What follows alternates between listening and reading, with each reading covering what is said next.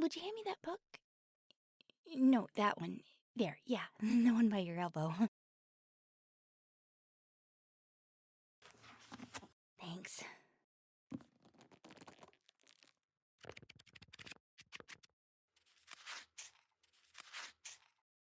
Huh? Oh, no, nothing yet, but like I've said, that isn't too unusual in cases like this. I mean, I've been able to assess the building's actual history. It's a commercial building that's been standing a really long time. It's been a combination post office and general store, which wasn't that unusual back in the day. Then it transitioned into being a feed store, and there's a gap in its history after that. And then it was briefly a millinery around the turn of the century when I think the original owner's granddaughter took over. If I'm reading some of these signatures right, it might have been the great granddaughter, maybe. The first floor was an ice cream parlor for a very brief decade or so right after that.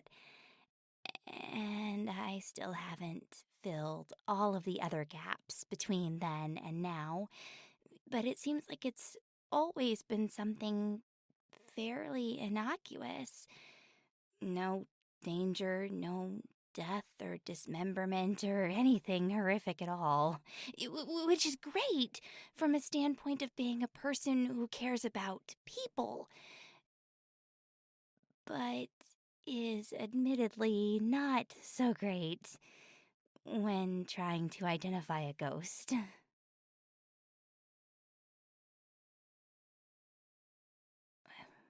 Well, it could be, but that isn't likely from what I've been able to find. She sold the building in what looked like her own free will. She moved to Los Angeles, where she had the opportunity to really expand her business, and seemed to have led a really happy life afterwards. I mean, it isn't impossible, though. I don't guess. Especially given the emotional connection of it having been in her family so long.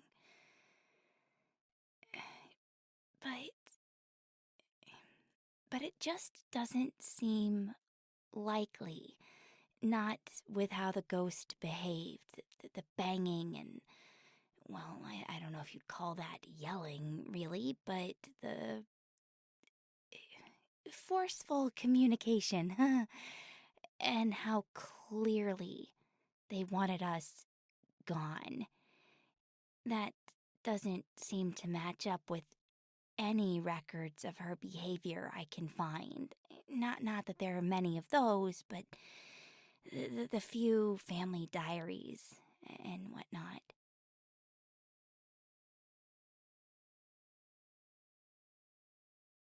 Sometimes, not often, but sometimes. Though that's usually the result of retained trauma or being left to stew in their own anger and issues until it all just festers. From what I've seen, the granddaughter didn't have any of that to let fester.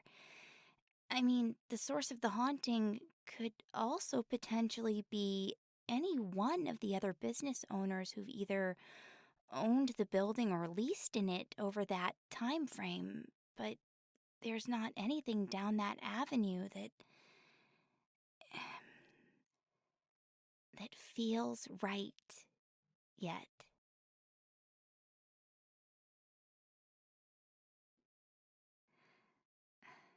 I see that look. Say it.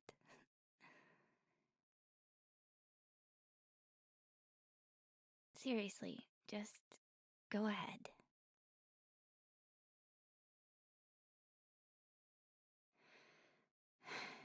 Research is important. Facts are important. But feelings do matter. And I don't mean the nebulous ones that people claim to have. I feel like it's your grandmother. Do you know anyone whose name begins with B? But more more the same kind of feeling that you get about people. That intuition that lets you in on a person, what they're like, how they're likely to behave. It's no different from living people, right? Feelings won't ever trump hard evidence, but it does sometimes help guide the conclusion because it has to in the absence of that hard evidence. But we also never force an answer to fit whatever presupposition we might have. That would be wildly irresponsible and unfair to the client.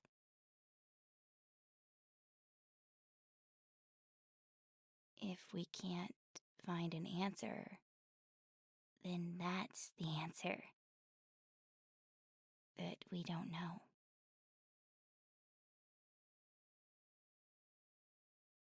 You learn after a while.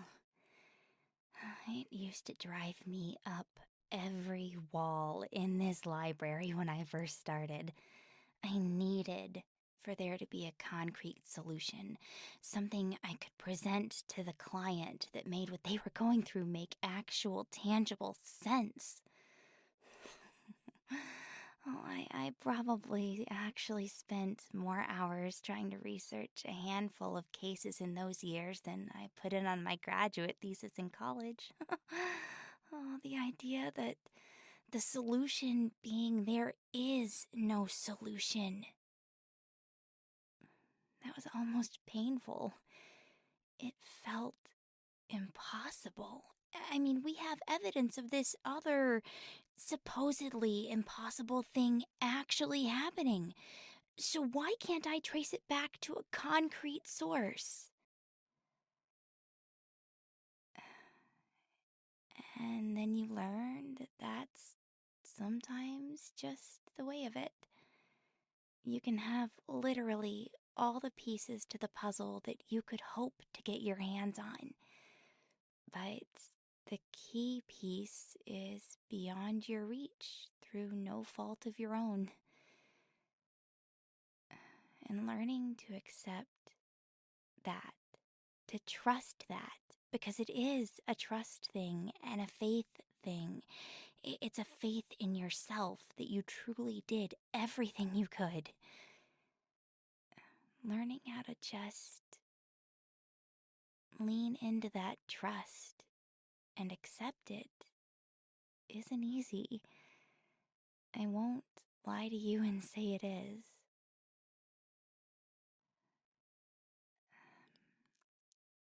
Don't you ever come up against roadblocks? If not professionally, then personally?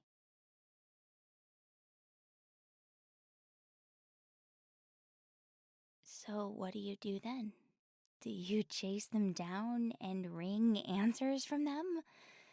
Or do you accept that, as much as it might suck, there sometimes isn't an answer?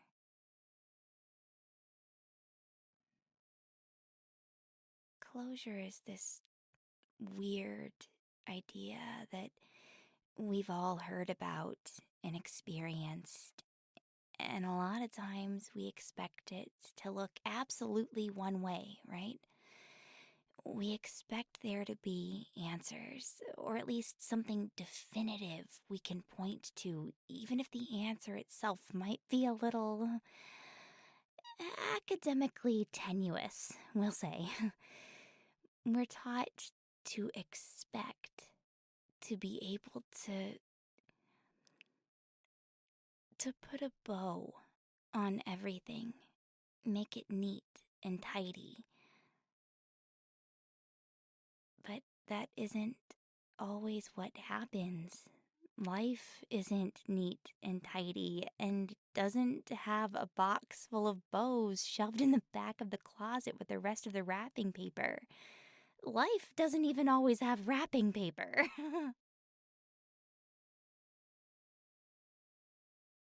Yeah, it might be a little personal. What of it? Gift bags are wonderful because then I don't have to try to figure out how to wrap oddly shaped things. Anyway, wrapping paper, bows, closure. Sometimes the closure is what a lot of people would classify as incomplete. And you have to make your own closure with the scraps of whatever you've got.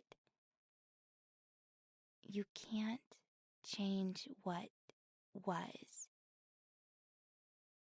and you have to handle what is as it is. Even if it means you're doing it all on your own without all of the puzzle pieces. You can make your own to fit there over time, and that often looks different for everyone, you know?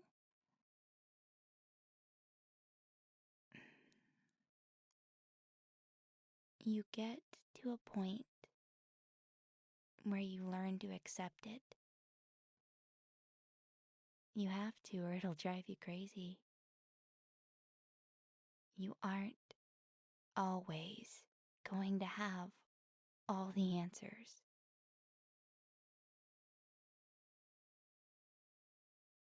Oh, well, it isn't that special. It was just,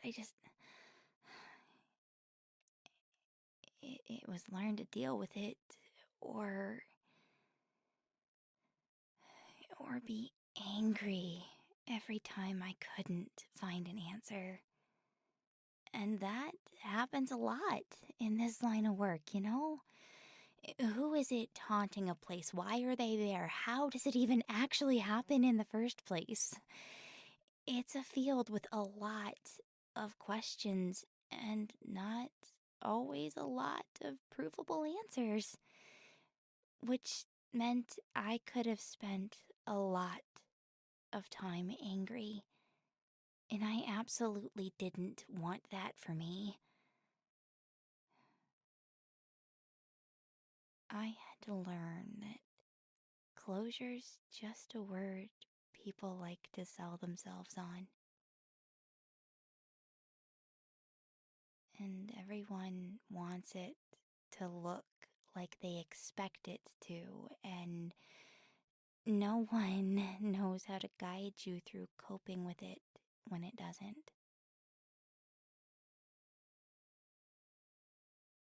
At the end of the day, though, what I found is that it's really about learning to let go of control. Because that's where all of the anger of it is coming from. That you can't control the outcome. And that may not be where you are with this. I know that would be asking a lot, especially considering how skeptical you were coming into this, and I don't want to push you past where you're ready to be. But that's what it is. And if that's not where you are, that's okay. And it's also okay if we don't have a definitive answer for this client. Ideally, I would. Ideally, I'd have a definitive answer every time. But sometimes, and I'm really starting to think that this is one of them, that just isn't in the cards, no matter how much research I do.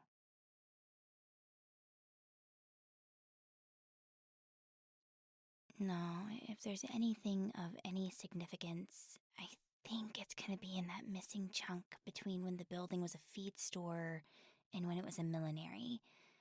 Everything after that, with the exception of the ice cream parlor, has seemed to be corporate sales for the most part, or entities that are close enough to it when you consider local businesses being what they are.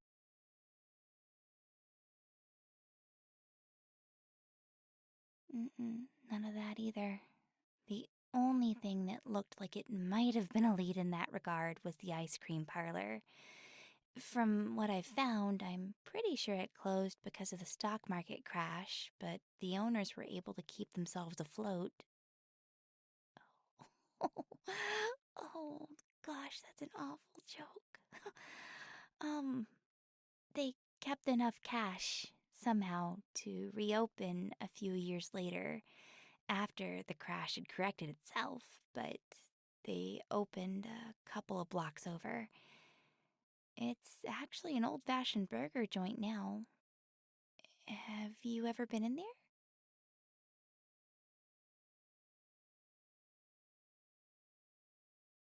Yeah, that one.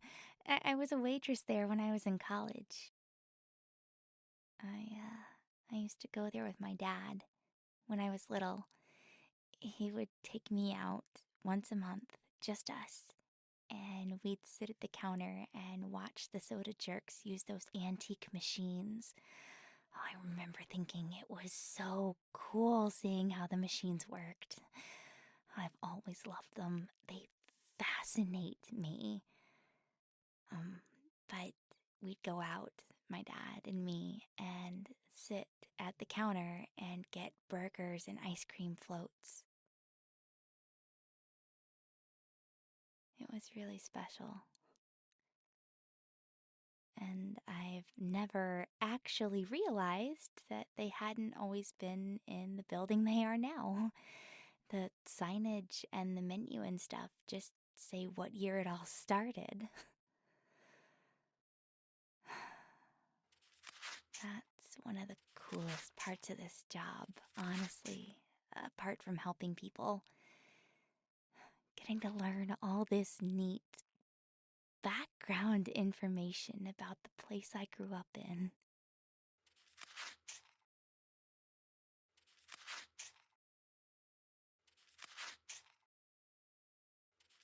Hmm? Huh? Uh, oh, when did breakfast? So, 8-ish hours ago, roughly?